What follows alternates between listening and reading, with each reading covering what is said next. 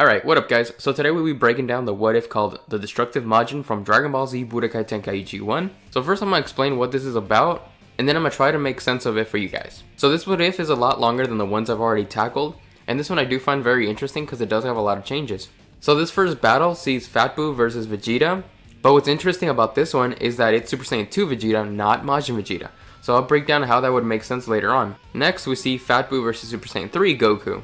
And then the next match is Super Buu versus Super Saiyan 3 Gotenks. And then lastly we see Super Buu versus Super Saiyan 1 Vegito. Possibly Super Saiyan 2, but I'll talk about that in a bit. Now as you're probably thinking, yes it is very wacky. We have regular Super Buu versus Vegito, not Buhan, so yeah, it's pretty crazy. And then the last mission, or bonus extra mission, is Fat Buu versus Janemba. So next let's talk about some other interesting things. So the what if doesn't imply that anyone ganged up on him, so then we have a few questions. So another interesting point is that you might have heard I didn't mention Gohan yet, so why isn't he included in this what if? So before I start explaining that, I want to say this. In the first battle, you're supposed to win as Fat Buu against Super Saiyan 2 Vegeta, and then in the next match, before it actually begins, and Goku and Buu are about to face off, Buu says, "Buu kill you too." Now this could be taken two different ways. Either Buu is saying that he just killed Vegeta too prior to this, or he's just saying that, he already killed a lot of people. I think it might actually be both. I believe at this point in time he's already killed a bunch of people, killed Vegeta, and probably a little after this is when he killed Babidi, or probably before, it doesn't really matter. Then there's some more interesting stuff later in the what if, but I'll talk about that as I start to explain it. So to try to explain this what if, I basically gotta rewrite the Buu saga, and this is how I would think it would have to go down. So just imagine the Buu saga going exactly as it was until the tournament starts, and the first change I think would happen is Dabura would have been involved. Now I don't mean as a contestant, and if he was or wasn't, it really doesn't matter. And here's what I think happened. So Gohan's power must have been taken just like it was in the original series where the Supreme Kai was the one who kind of helped do it and telling everyone not to jump in. But this time when Spopovich and Yamu were gonna go give the energy to Babidi, Dabura stayed to make sure no one interfered. And I think possibly to really show everyone that he's a threat, he must have immediately killed Kibito and possibly some other good guys, maybe like Krillin. Maybe Videl would have tried to step in because, Gohan's in danger. This part right here, you guys can imagine it however you guys want. It's not that bad. So next, I would imagine they would be considering who would actually fight Dabura, while the Supreme Kai followed Popovich and Yamu probably, while Dabura is distracted. I'm thinking they might have sorted it out, like who would fight Dabura, probably by using rock, paper, scissors again, just like in the show. And this time Vegeta would be the one who won. So he'll be taking on Dabura. And because they're both really strong characters, I'm guessing that the fight would have been like, Super Saiyan 2 level. Both of them going all out, but Vegeta winning at the very end. And I'm guessing at some point in time in this battle was when Dabura actually took out Gohan, taking him out of this what if completely. And I think once Gohan's killed, Vegeta finally kills Dabura. But that's enough energy, combined with the energy they took from Gohan, to unleash Buu. And now, sensing the power of Buu, Goku must have taken Goten and Trunks to the Heavenly Realm, or Kami's lookout, to train him to do the fusion dance. Because he must have sensed just how powerful he is, and he would probably think this is a good chance to teach them how to become Gotenks and, save the world. Since, Goku wasn't going to be around anymore. And in this scenario, I don't think Piccolo was killed. He was probably, like, helping out, teaching too. And while Vegeta, finished off Dabura and then sensed the power of Buu, him being so prideful, he jumped in to go fight Buu. And that's where we get the first battle. So this right here already explains why Majin Vegeta isn't a thing and why we see Super Saiyan 2 Vegeta fight Buu. And this also explains how Gohan's, not in this anymore. As I've already explained, he's already been killed by Dabura. So continuing with what I was saying with Goku and Buu's fight, I think Vegeta was killed by Buu, as the last time we saw him, he was really, really damaged. So I'm guessing Buu must have finished him off. Then after that, Goku must have thought, alright, I'm gonna leave everything to Piccolo now with regards to the training and the fusion dance. And they're probably going to train in the Room of Spirit and Time or the Hyperbolic Time Chamber. And then that's how we get the second battle where Goku as a Super Saiyan 3 fights Buu. But we do know that Goku would have won the battle, but instead he dragged it on so that the kids would be the ones to save the world since he wasn't going to be around. And that's also what he was trying to do in the main story. So at some point in time in the fight, I don't think Goku was beaten by Buu. And Goku must have dragged on the fight completely all the way till he had no time left and had to go back to the other world.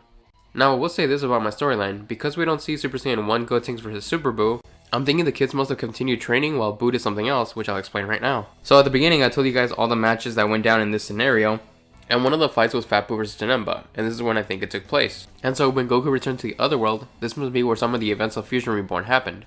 and so Janemba was released. But in this fight, it's Super Janemba, the purple one. So I think Goku must have fought and damaged him enough for him to transform again, just like in the movie. Now we need to backtrack a bit. When the Supreme Kai saw Buu hatch, this time he must have Kaikai'd himself to the world of the Kais, because there's no reason for him to stay this time. Now, back to where I was at with the Janemba stuff. I'm guessing events were similar to the Janemba movie, where Goku would fight Janemba, and eventually Vegeta showing up because he would have his body. Because again, King Yemma or Enma would give him his body back, seeing how bad the threat is. And instead of things going down like the Gogeta way, we instead get the Supreme Kai teleporting, picking up Goku and Vegeta and taking them to the world of the Kais, and suggesting that they pull out the Z-Sword. And then eventually, while training, they must have broken the sword again, releasing the Elder Kai. And then him getting the information of what's going down with Buu and Janemba, he must have given the Potara earrings to Goku and Vegeta. But while this is happening, Janemba must have gone to the Earth, and that's where he meets up with Fat Buu. Now, considering how good Super Janemba did against Goku as a Super Saiyan 3, it would suggest that Janemba is stronger than Fat Buu, but Fat Buu's durability and regeneration must have been enough to tip the tides to Buu's favor, and therefore Buu would win this battle. But another thing about Buu's personality, if you guys remember, he didn't like that people were stronger than him, and which is why he got the plan to absorb Gotenks originally in the main timeline to fight Gohan and that type of thing. So I'm guessing in this scenario he must have also absorbed Janemba, which would explain how he got so much stronger. Now, because Janemba's an amalgamation of pure evil, this must have triggered the pure evil Buu to be released out of Buu, and their conflict thingy must have happened just like in the main timeline, making Super Buu, but with a lot more power. And I'm gonna stop for a second. This is why I like explaining what ifs, because they go through some wacky stuff sometimes and it's so awesome. And now back into the story. Next we would see Super Buu versus Gotenks as a Super Saiyan 3. And because things went down differently this time, we didn't see Gotenks fight him as a Super Saiyan 1 and went straight into Super Saiyan 3. And also because Gohan's dead, there's no, ultimate Gohan power that Super Buu must have sensed in the main timeline. In this timeline he didn't sense it, so he would have no reason to hold back on Gotenks. And, because he's stronger with Janemba's power, we would get the ending where he actually wins and, kills Gotenks. Now again, because there's no Gohan, the power that Super Buu originally sensed in the main timeline wouldn't be sensed in this timeline. And so he wouldn't hold back against Gotenks and actually kills him. Which, that's why we get that end battle scene where we see Gotenks is damaged and is about to be killed by Super Buu. And then the next final battle is Super Buu versus Vegito. Now, originally when I first saw this and before I actually started thinking about how this would make sense, this one was really tough to really take in because, Vegito's way stronger than Super Buu. And, even in this scenario that I'm saying, it's really tough to believe that Super Buu would overpower Vegito. So I'm thinking he didn't. What must have happened was, after the Elder Kai gave Goku and Vegeta the Potara earrings, they must have fused in the other world. The Supreme Kai must have teleported them all to Earth, left, and while they're fighting, which again, I want to say, this time around, Vegeta wouldn't be holding back because he wouldn't be trying to get Gotenks out of Buu, or Gohan, since, Gohan's dead already. Since, Gohan died way earlier on in the storyline, and him and Gotenks were not absorbed, neither were Piccolo. So he was going to be serious on him, but probably decided to punish him, and at some point in time, he must have left his guard down, having Super Buu mortally damage him. And that's the only way that it could possibly make sense that Vegito would lose. Now, again, people would always argue if Vegito could actually go Super Saiyan 2 and 3. In this scenario, you could think that he did go 2 or 3. That doesn't really matter, but eventually when he got damaged, he must have powered down to Super Saiyan 1. Or probably because he knew he was way stronger, he just didn't do those forms. He didn't really need to. Still having the story go as I'm saying.